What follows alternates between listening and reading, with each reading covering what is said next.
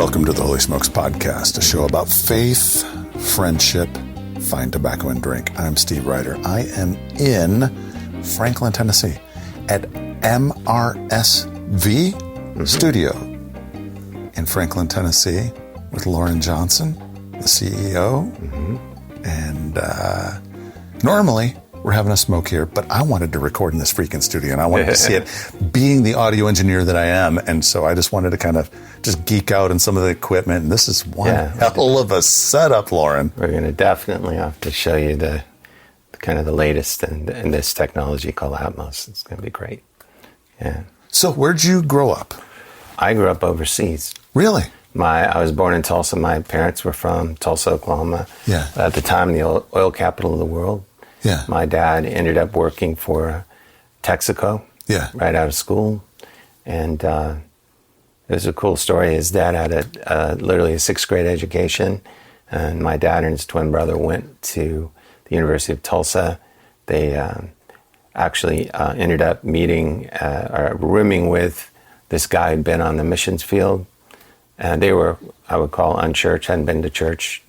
And he started inviting them to church. That's where he met my mom. It changed the trajectory of their life.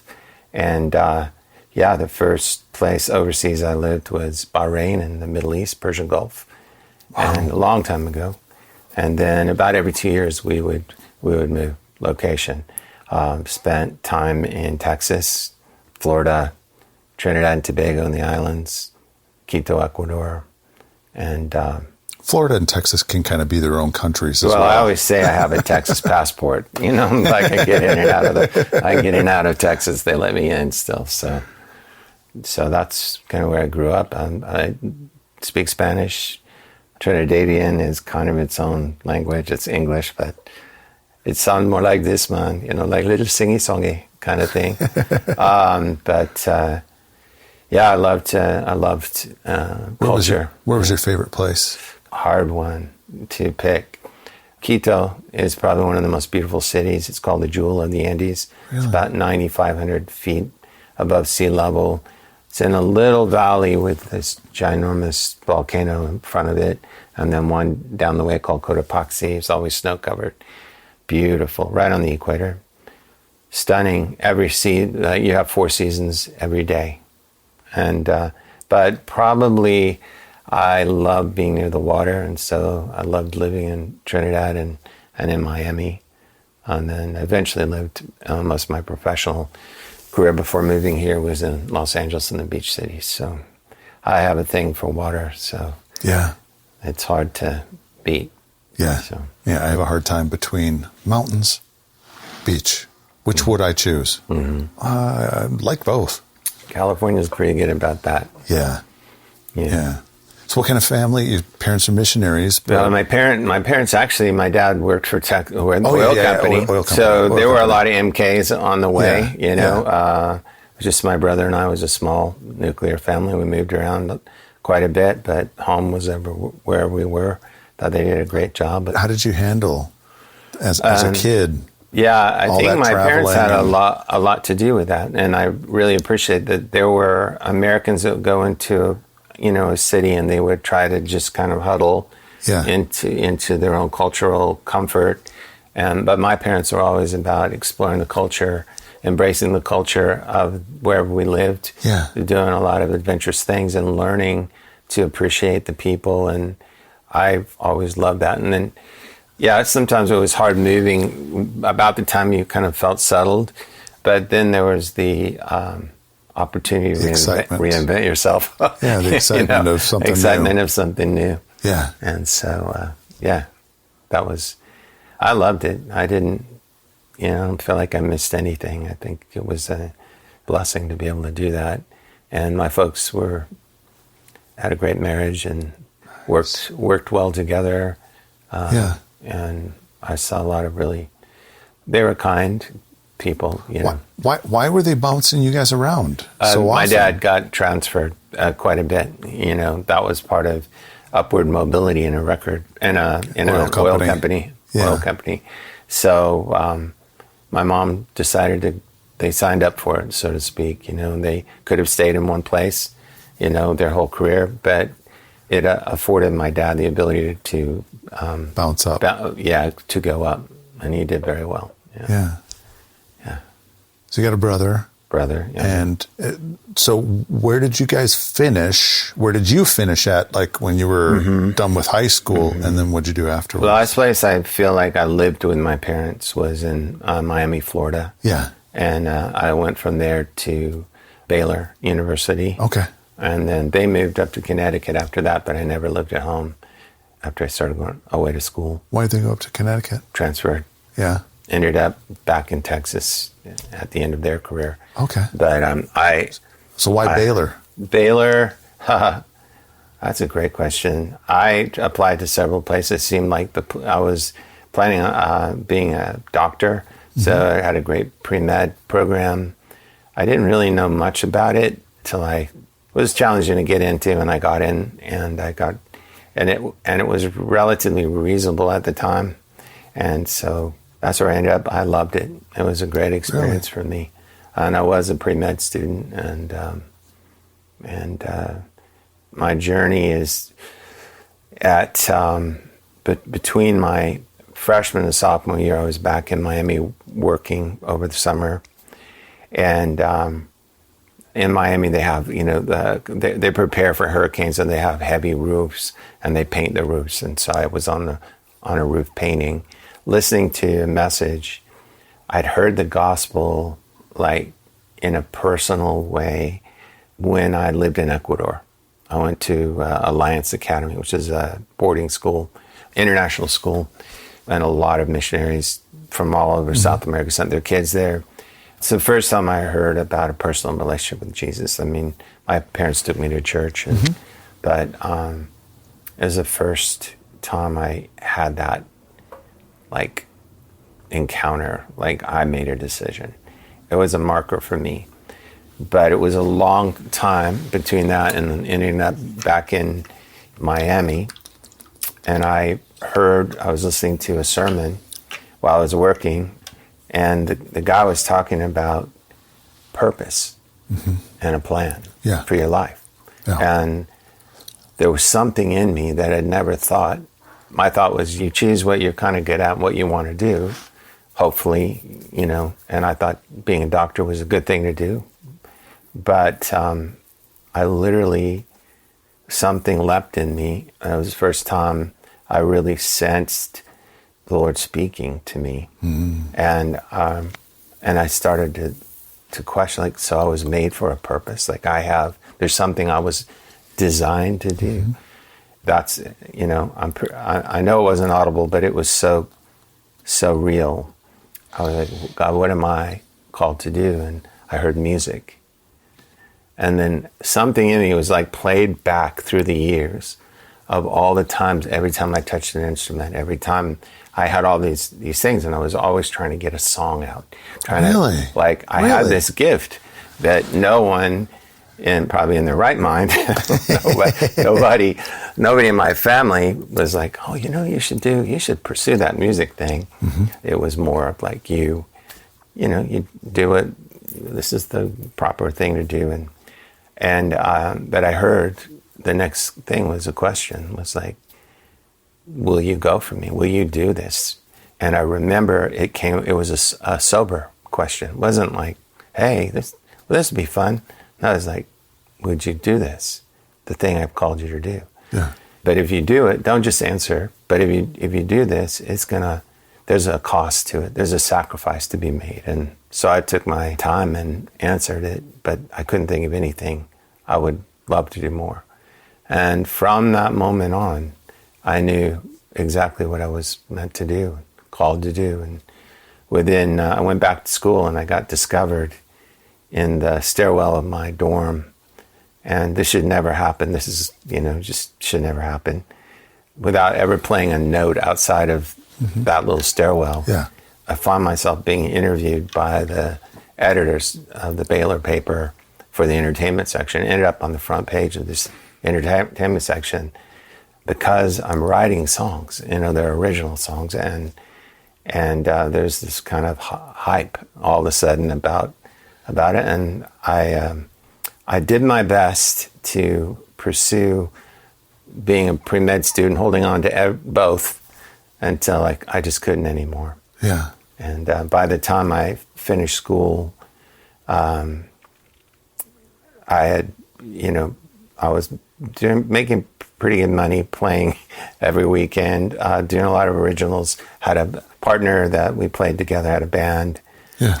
Had released a record, and had I stayed in school, got an MBA, and started my first record company in school. Oh. And so, wow. So while I was in school, I thought, well, I might as well start a company to support what we're doing, not knowing what that was. And then I said, it might as well be my thesis, or that my kind of like my capstone paper. And I got a call in. This was all, kind of a precursor to my career, but they called me in. My professor said, we'd like to use your paper because Baylor is starting an entrepreneurial program. I didn't even know what the word meant, and it sounded weird. And I said, well, why would you want to use my paper? He said, because you're an entrepreneur. You built a company. And that became kind of prophetic, because eventually I knew I had to go to California. I put everything I owned in a U-Haul trailer. And though try as I might to kind of pursue the standard corporate kind of record label thing, which I did work for a record label, but I just found myself continually being a pioneer, starting companies, running my own things. And so that was kind of a marker in my journey. It got me to LA at least. Yeah. So how did that go those first years? Horribly. I could imagine. Like, what did you expect, and how did it actually play out? Well, because everyone goes to LA with big dreams. Oh yeah. Well, I was very persistent. I ended up with a job at a record label. Yeah. And I won't mention the name. It's not important, but you would know the name. Probably know the label. And I worked hard. They way underpaid me. They were like, it was just bare minimum to survive. Lived in a little room in a house in Santa Monica, and one day I just got noticed that my position was being terminated. It was a political thing, and it was unfair. And I look back and I say it was by design. And so I ended up in the unemployment line. Which I kind of told myself, that's one thing I'll never do. And so not only did I end up... Life usually has a way of I know. I try not to say those things anymore. Yeah, I know, exactly. But I did find myself, the company had messed up my Social Security. So not only was I in the line once, and I was mortified. I mean, I thought everyone in the world was looking at me. He doesn't have a job. It's so ridiculous now. But I was there every day for weeks trying to get this sorted out, and until I eventually just didn't care as much. Mm-hmm. And then I made my way back, but more as an entrepreneur, and I had great mentors, learned about the music industry. But I will say, and I got married early, young, and it was tough. It was a tough marriage, difficult, partly because of what I was going through, and also just some family issues and other things. But it didn't work out. It's just so. In the midst of all of this, I am like, this isn't working out. This whole follow me thing. And so I did. I literally, I got to a point where I just told God, you leave me alone, and I'll leave you alone. And interestingly enough, everything got better in the natural. Like I had great jobs. I was consulting from some big companies and record labels, and started a label and worked with a great, started producing. Did you not keep the label that you started at Baylor? No, that was just, that one that just was there in Texas. Yeah. I had so much to learn, Steve. I had so much to Yeah. learn. And, but I did. I found producers and guys and just learned everything I could, learned about distribution, learned about anything I could. And I saw, and then my career started to look like a convergence between art, commerce, and technology, and understanding how those all fit. I ended up with a company that was designed to create a real-time distribution of music electronically early on, pre-internet. So, and then I came to a point where I know it's the grace of God, and I still can't explain it fully how it happened, but I had a moment where I was working on things. I hated hypocrites, you know, and then I realized, like, I'm wearing this mask all the time. Yeah. One time, who do you want me to be? You know, one time I'm, you know, and I like to say duplicity is a demanding mistress. It's like you're always trying to be something you think somebody wants you to be, and I hated that. I was the worst of them, and something in me realized that. Yeah. And So I was in about life. to get remarried. I was with someone in Nashville. I had money. I had breast. You know, I had the gigs, and I remember making this choice. There was something in me that said, if you go down this path, I don't know how theologically this works, but I just felt like it was a warning. Like, your heart is going to grow hard, and you're going to wear this mask. And so I remembered that rooftop. I remembered that yes I had, and I got down on my knees. Didn't feel like it, but I got down on my knees because somehow I just knew I had to make it memorable. Couldn't be like, and I said, if you still love me, if you still have a plan for me, if the yes is still yes, my yes is still yes. I don't know how you're going to do this, but I believe in my heart I still love you, and I want what you want.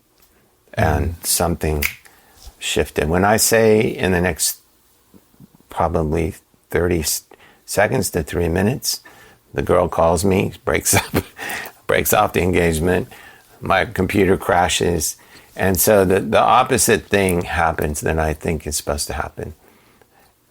God graciously let the foundation that I built just crack before me until I would say it was a slow slide, but it was a real slide into the right place. About 2 years later, year and a half later, I'm living on the floor of my office in Westwood Village. Nobody knows I'm there. Nobody knows I'm homeless. Not homeless, but yeah, I'm homeless. But I don't have a place to live other than on the floor of my office, my studio.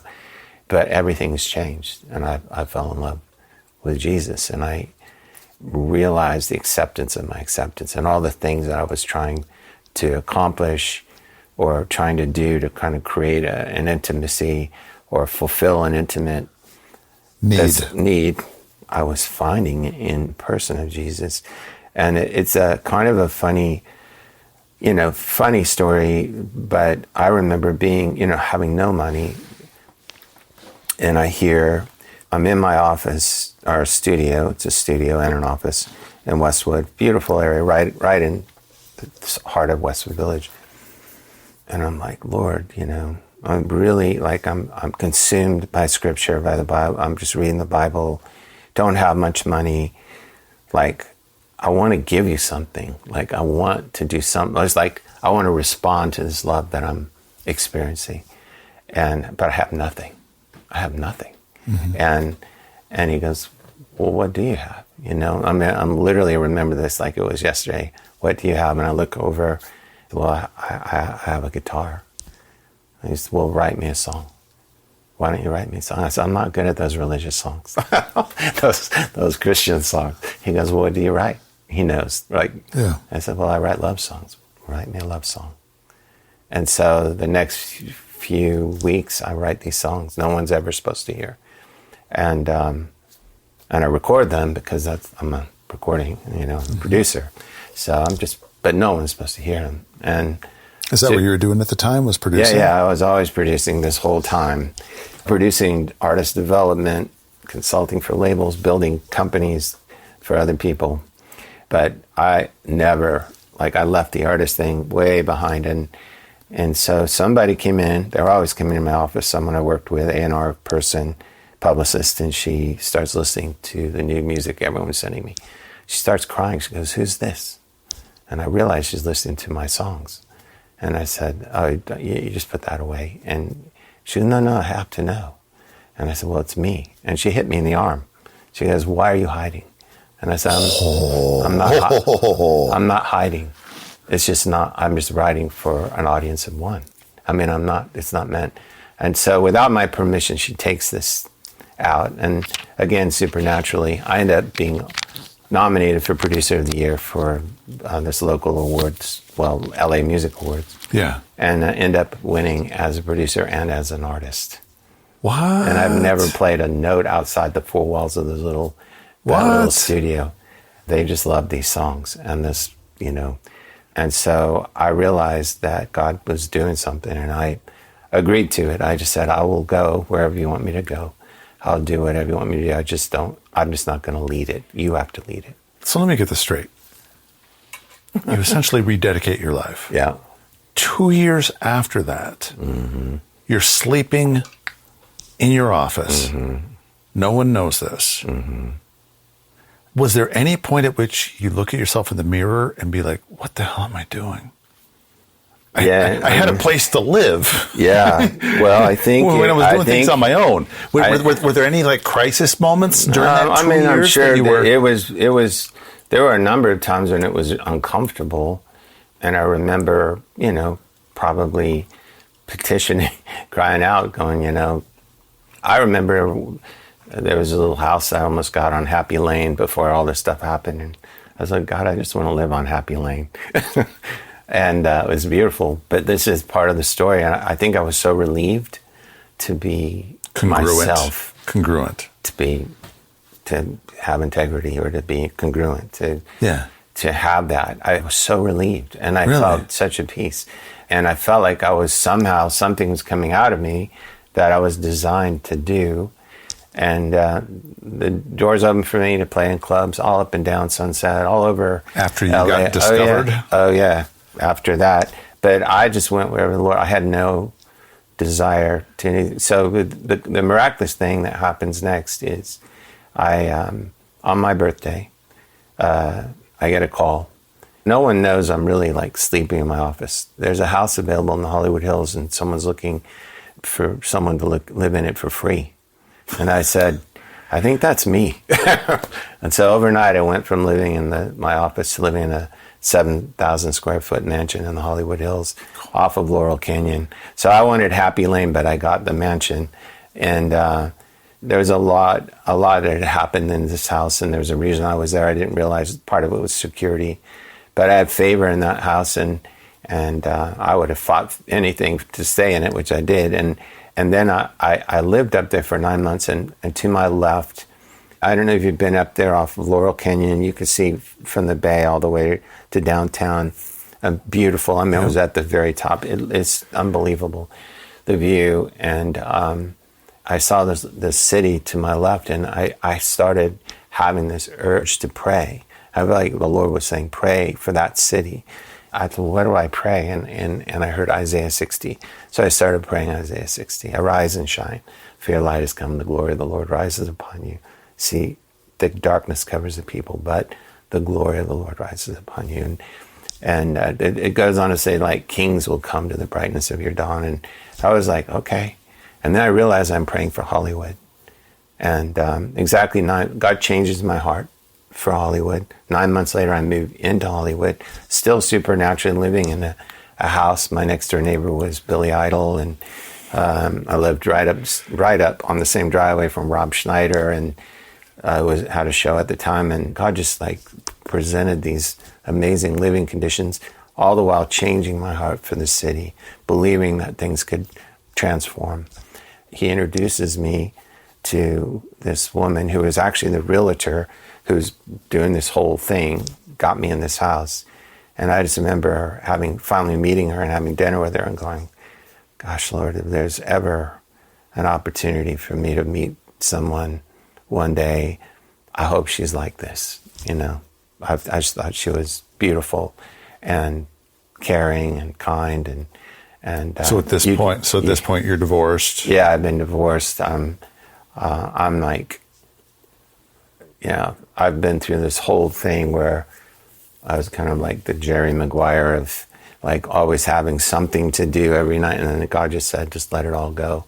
And I meet this amazing, and you just met her. She just walked up the stairs. We've been married almost 27 years. Congratulations. Thank you. So, yeah, a great part of my redemptive story is what God did through that and that relationship and restoring that identity in me. But since then, I've just been an amazing journey. I was married, success as an artist, success, but never looking or trying. It was just more following. Mm-hmm. And opportunity, never saw this coming, but opportunity to have impact in Hollywood and to begin to lead worship and do corporate worship, became a worship pastor, always producing.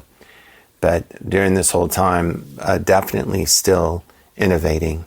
The technology I developed became a patent. That patent became quite, important and significant. And so it's been since then a journey of just following, even here, coming here. Didn't expect to be in Nashville or Franklin. The Lord made it clear this is where we were to come. I was so prepared, Steve, to live and die in LA. I thought that's my, I literally fell in love with the city, meaning like had a love for the people of the city. I get it. And felt like we're making a difference here. Yeah. Things are happening. And I'm comfortable in a way because I feel known for, and then we started having dreams. Christine started getting, in prayer groups, people say, are you guys moving to Nashville?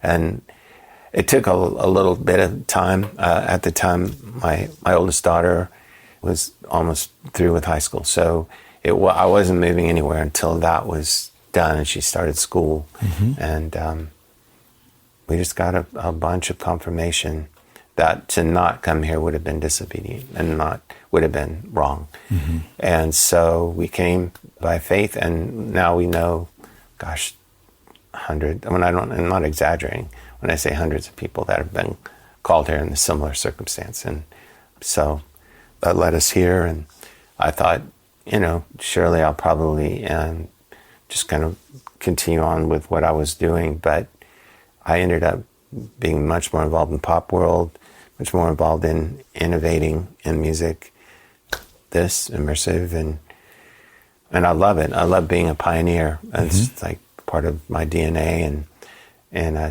think I've kind of relaxed into it, being on the bleeding edge, or coming back to the bleeding edge to rest, or whatever you call it. Yeah. When you're kind of out there, innovating. But yeah. So how'd you get into this? So first off, what is Atmos? Okay. And how'd you get into it? Mm-hmm. And So Atmos is a technology developed by Dolby Laboratories. Mm-hmm. It was first used in film, it's relatively new, 2012.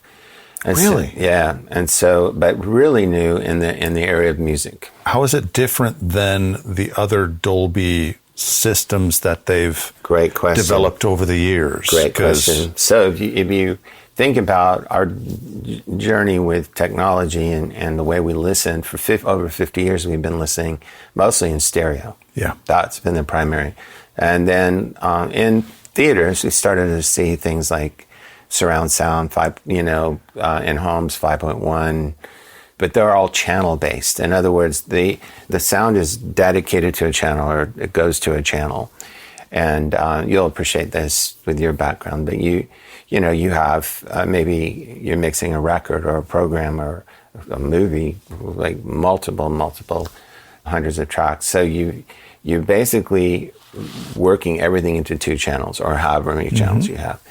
Dolby came up with this brilliant object-based technology. So it places things in an XYZ space and uses, this is the Atmos part, uses upward or overhead speakers as well. So this configuration is 7.4.1. So 7 in the bed, 4 above, and a sub. That's the minimum. So now, and I'll show you when I play something, but you'll see these orbs. And so we mix to placing things in space, and I can move that space. I can move those objects. I can move the guitar over your head or move, and whatever I mix in this space reproduces faithfully no matter how many speakers there are. So there's 64 speakers in the big theater or hundreds, it'll behave the same. Same with the car, same with your sound bar, same with headphones. So it's brilliant. And then also it opens up the dynamics again. Well, we've been using compression to kind of squash everything into 2 channels, yes, carving out frequencies because you've got all these mid-range stuff. Yep. So now we have almost infinite space. So I have an acoustic guitar, it's full spectrum. It's like you're going to hear every little, it's just stunning. It just like breathes again, music breathes again. And so I say it's like listening again for the first time because you can revitalize. Now how I got in it is I've been producing records for a long time. I've been on the forefront of where technology meets the art, but I saw indicators coming. I've been looking for a long time for a win-win-win, which is, in my opinion, for the rights holders, for the artists, and for the content creator, the content creators, the rights holders, and for the consumer.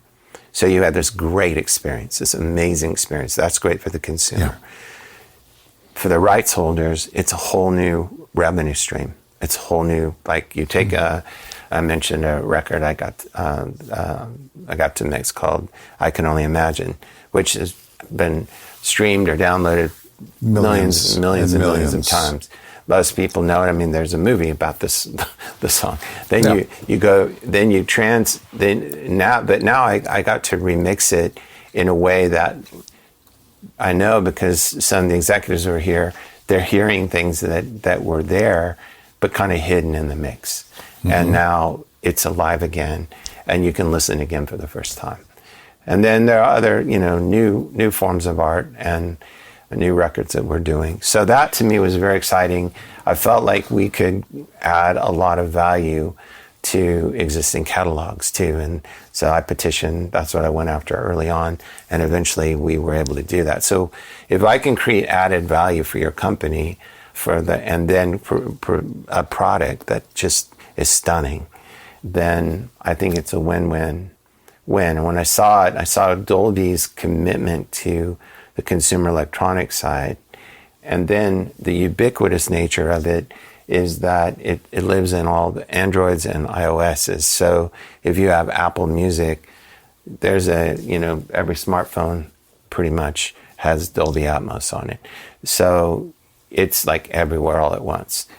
It's still, you have to remix it. You have to start again. And so we innovated in some areas in that world. And it's kind of like, I think you and I talked a little bit about it. It's like, you don't have to build a big infrastructure to house something if you can do it cost effectively, can do it in a smaller space, mm-hmm. you can be effective. Yes. And not, maybe it's just the nature of, not having huge amounts of resources or being an entrepreneur and being involved in startups. Cash is really important and limited, and just, you don't have a lot of room for error. So I Can Only Imagine was mixed. It was mixed on a board through compressors and limiters and all kinds of different inline things. Mm-hmm. When you're taking that and doing Atmos, are you getting those individual tracks, or are you are you working off the original mix, and so you're kind of just isolating the instruments? And it's a great question. We can do all three. We do work from, oftentimes we'll get the stems from the mix engineer, and so the drums and all the elements to the track, or we can get the actual master session and work from that. But it's a remix at any level. We are reinterpreting that mix. I'm trying to stay true to the general, but it's so different because of what you have to work with in space that it's so much fun. It is so much fun. I feel like it's shooting fish in a barrel a little bit because you just have more room to work with, but that's a great question. So yeah, sometimes we get stems, sometimes we get the master. We have our own tools. I use my own compression, but I always have the 2 mix from the original to reference, because I want to honor the song. I want to honor the original production. Yeah. But it's definitely a new mix and definitely a new approach. So I don't think I've disappointed too many people. Like when they come, it's almost always like, oh my gosh, yeah. I've seen tears. Like that's right. That's awesome. That's part of it. It's only a piece of where I think we're going with technology in music, and I think there's some phase correction technologies I've seen I want to work with. There's frequencies there that provide, a lot of benefits, and it's just an exciting time. This is not the end. This is just my laboratory, in general. And when I was working at Focus, I was the technical producer of Weekend Magazine. It was the weekend show. I was given a lot of creative freedom with it and really had fun with that. But I was driving back from the Western Slope after attending a wedding for a coworker. And I was listening to my show in my truck. And I was like, damn, I mix this thing horrible. Because I'm in a controlled environment and I'm not mixing for where most people are listening to, like in a truck. This Nissan Frontier. How do you try and mix for those environments that are suboptimal, that most people are listening? So that way they get something that is, because what I found is that the music was competing way too much with the vocals, with the voiceover. And it was making it really difficult. But in my studio, it sounded fantastic, sounded great. Mm-hmm. And I've noticed this with movies as well. They're mixed for a movie theater, or they're mixed for an elaborate home theater. But someone who's watching on just the regular TV, the dynamic range is so significant that you're constantly having to go during the action scenes, turn it down. Yeah. And then during the vocal scenes, turn it right back up. Yeah. Because it's a great question. Quiet.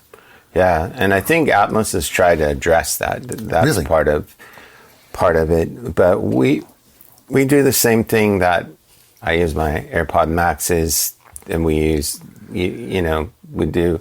It's hard to do the car thing because you have to have Atmos in your car. But I have a theater here that has Atmos. It's like soundbar with satellites. We can try it out, but we're pretty happy with the integrity of this. And then this little guy, it's like we have 2 different computers. It's like the old days when you went when you would print to a separate machine. Mm-hmm. So we call it rendering, just like in film. Yeah. So we render in real time to another computer, and we can then fold down to 5.1 or 2 or all these different things, and we can test it on all those things. And everybody we deliver, these are files are in the gigabytes, for a song, but we deliver a binaural version, and that binaural version is, it will default to that if you're listening and you don't have the capacity to listen to Atmos. It will default, and it should. Binaural meaning, just regular stereo headphones. Yeah, it's got a little bit of a spatial things. That's a great question. I know that it is part of the protocol for a default protocol instead of just stereo is binaural. But it's amazing, Steve, when you think about the way we were designed. We only have 2 ears. So we are technically binaural. So why is it then if I move my hand behind my head and I can you can pinpoint it. I can pinpoint the space on 360, Yes. above, below. Yeah, you hear a noise above you in the trees. It's the brilliance of it's the brain. You're listening with your brain, and you're just doing all these calculations. How far from this ear to this? How much space? How, it is doing these calculations that are brilliant, and that's what, that's a part of what we're trying to recreate, is that immersive experience where you feel like you're hearing it. If you were to go hear my wonderful business partner, Scott Glassell, who's now in heaven, he worked with the Bee Gees, and he used to tell me that Barry and Robin and Morris will go and they'd be like having these great parties late at night, and they just go into the kitchen and start playing these songs, like covers and different stuff, and the echo in the kitchen, just surrounding you, and he said it was just brilliant, and beautiful, and I just wish everyone could experience. Well, we get to try to recreate that. Like if you're sitting in the middle of the best experience you've ever heard, and that's what I love about it. Nice. Yeah. Loren Johnson. Yeah. Let's get to rapid fire questions. Rapid fire. Fire. Here. Normally, the first question is, how's that stick treating you? But how was that imaginary stick that was smoking treating you? Well, in preparation for our interview today, I did have a nice cigar last night. First time I ever tried one. It's called a Byron. Yeah. So nice. Really good. Nice. It was a gift. When did you first try cigars or pipe? I'm embarrassed to say. I think I was 6 years old. Really? I discovered my dad's. Cigars or pipe? Cigar.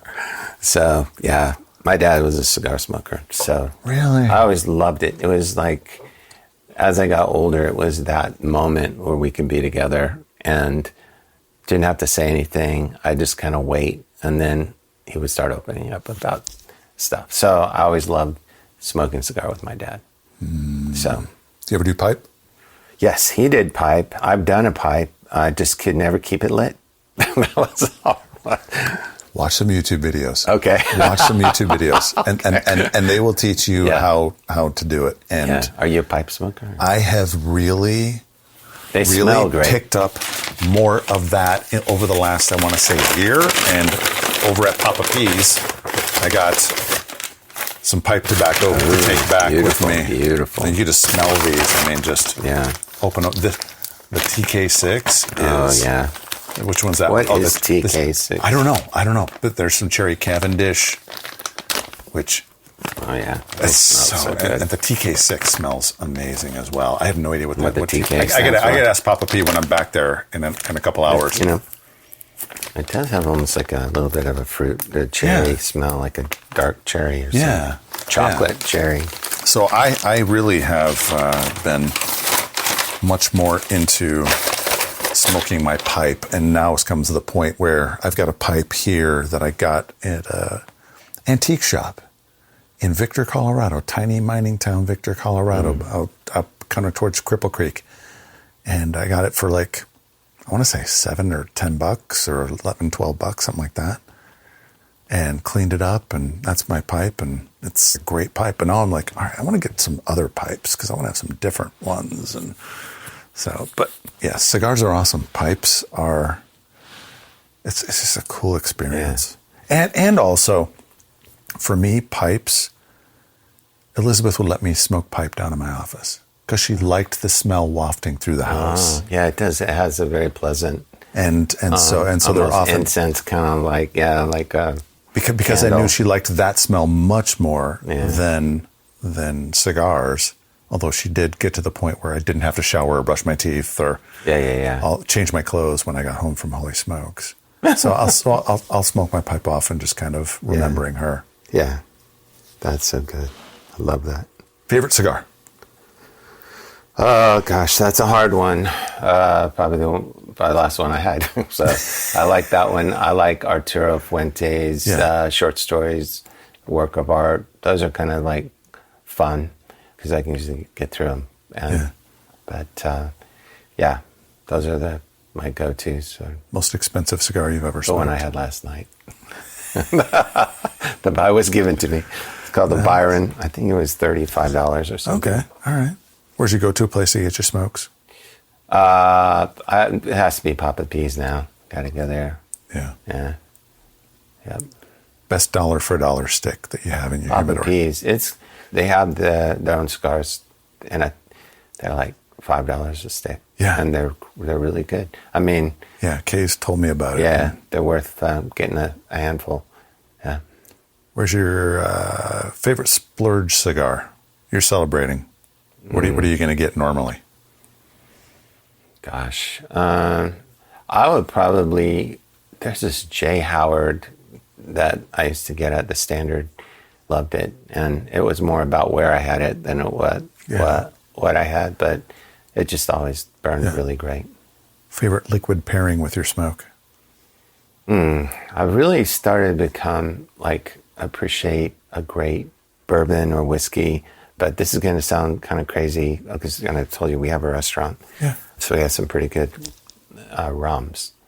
So plantation rum. On this trip, more people have said rum than anything else on my episodes that I've recorded. We have this amazing rum, this plantation rum. It's like aged in the islands and then in France and then back. So, yeah.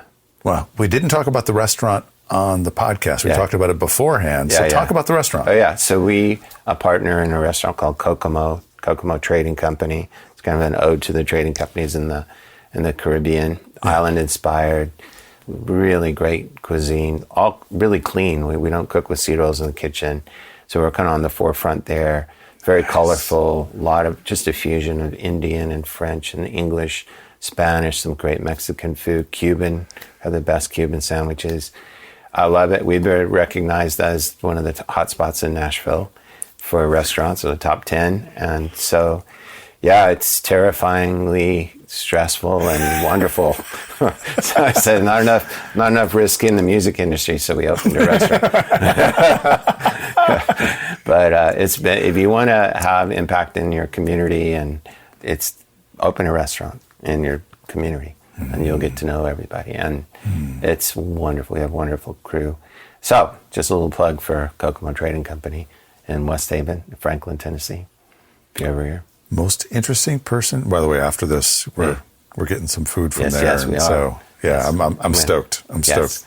Most interesting person you've ever met through cigars? Okay. Overwhelmingly. Overwhelmingly huge. Yeah, he's the most impactful and interesting guy. Most memorable cigar experience? Having a cigar with my son in Aruba on the beach, and having him just share his heart. That's great. All right, for the non-cigar questions. Yeah. Star Wars or Star Trek? Star Wars. Do you have any sports teams into sports? Yeah, I'm more of a tennis guy. Okay. But Okay. Yeah. Roger Federer. Okay. Yeah, definitely graceful, great player. You're in the music industry. What kind of music do you love? Like, what's a go-to when you're in a great mood? And that is such a great question and a hard one for me. I work in all genres, like every genre, almost every genre. And I think a lot of it just has to do with what I most recently worked on. I worked on this project, this one song. It's called Best Life by Two Live Bre. So Two, Livebre. Amazing song. And it's a fusion. It's like some hip hop, soul, pop, and it's all brought together. So it just, I don't know. I love great music. It's so hard for me to say. It's hard to say. I'm not genre specific. The question on here is favorite food. I would say Kokomo Trading Company. Yeah, anything on that menu. What's your go-to at Kokomo Trading Company? All right, I have to say this because you can't find it anywhere else, really. It's called the Turkey Kokomo. It's this giant turkey leg that's slow roasted for hours and has this like Caribbean rub on it. then it sits on a bed of dirty rice, which is chorizo, Spanish from Spain. Chorizo rice covered with a garlic Parmesan sauce that is to die for. So that's going to be my order. Is it? That's going to be my order. We'll get it ready for you. We're going to get it ready for you. Have you or someone you deeply trust ever experienced anything extremely unusual or unexplainable? It could be a miracle. It could be UFOs are in the news. Mm-hmm. Extremely unexplained. Well, I don't mean this flippantly, but it just sometimes it feels like almost daily, like there's something that is unexplainable. Be in a conversation and someone will, just bring up a dream and it aligns with something. There's so many things happening, I think, but funny story. My daughter was carrying her hamster and our Jack Russell jumped up and it was lying lifeless and my daughter was screaming. And it was when she was much younger. So I picked it up. I didn't know what else to do. And I just started praying for this little thing that was lifeless. And the whiskers started moving and it came back to life. And so I like to say, well, I've seen a hamster come back from the dead. and my you daughter, raised it from the dead. Hannah was like, praise Jesus. So I've raised the hamster from the dead. I'm working on the bigger stuff. That's awesome. Dogs, cats, neither, or both? I'm going to go with dogs. Any breeds in particular? Best dog ever right now. Aussiedor, Australian Shepherd Labrador. Ooh. So smart. Ooh. Yeah, Australian Shepherds and Border Collies, really intelligent. Super high end. Is the energy dialed down a little bit from an Australian gentle Shepherd? like a lab, but high. She has high energy when she runs. She's like a herder. Yeah. Nickname growing up or in college? Romeo was one. I don't know. I really don't know how that came up. But. Really? You have no idea? Oh, maybe I know, but I don't know. What's one unusual fact that few people know about you besides raising hamsters from the dead as a side hustle? I love to sail. I've been, Really? That's my, Really? we had a sailboat in California and I'd love to do it again. But yeah, don't get a chance to do it here in Nashville very often. But. No. You a reader? Yes. Yeah. Favorite 1 to 3 books not titled the Holy Bible? Oh, gosh. I don't know. I read a lot, but I'm pretty much just reading whatever was last. I'm reading this book by Andre Agassi called Open. Very interesting. Really? About his autobiographical. There's a great book called Unreasonable Hospitality that I read recently, all about restaurant business, really, but it applies to all areas of life. I was introduced to Monty Moran, who's also in Colorado, I think. He was the co-CEO of Chipotle, and I read his book, Love is Free, Guac is Extra. It's funny. No, I think a lot of it is just whatever I'm reading at the time is what I most remember. I don't keep like a list of my favorites. Name 3 things you are thankful for at this point in your life. Definitely my family, my wife, my children, grandchildren. Grateful for my community. Grateful for, through Kay and some of the people that have been involved with Holy Smokes, but it goes outside of that, just that. I really feel like I found my tribe, and so grateful for my community. If you were stranded on a desert island with only one movie, what would that be? Oh my gosh. It might be Jerry Maguire because I have a history with that movie. But yeah, I think I related to that movie and it reminded me just the understanding of, be who you are. And if you could be any animal, what would that be? Any animal. Hopefully my dog. a dog. Early riser, night owl, pretty normal? Pretty normal. I like to get up early. My wife likes to stay up late, so I'm kind of both right now. What do you do for self-care, to rest, to recharge? I write songs. It's my habit. And then smoke cigars sometimes. So, if you could live anywhere, where would that be? It would definitely be near the water, somewhere on the beach. I'd have to think about where. Maybe Miami. I don't know. What's your greatest strength and what's your greatest weakness? My greatest strength would be I have a sense of where things are going sometimes, and how to put pieces together to get there. Well, you told me when you started getting into Atmos, this studio was one of the first. One of the first, yeah. That's crazy. First. Yeah, and there was no one doing it. I mean, very little. Universal was doing it, and we were, but I can't tell you how many meetings I had where everyone was going, that's not going to work. It's not, but that's happened. Not going to work in this kind of a smaller environment. No. Or I don't think it's going to Atmos. catch. I don't think it's going to catch on. Yeah. I don't think it. I don't. And then Apple came in. Pretty heavy. And the other thing was just seeing where where things are going or could go, and a preferred scenario. Probably my weakness is just, and I'm realizing what I'm not. I'm a good builder and producer and visionary. I'm not a great manager. I'm not someone that wants to stay in a detailed world. I need people around me that can do that. Mm-hmm. Who's been the greatest influence in your life? A little surprised, not super surprised, but I think my dad. He came from a very unexpected, no one expected him to do what he was able to do. He did it with grace and kindness, and he finished well. He there's a lot of times when I didn't think he understood who I was or what I was doing, but we got there.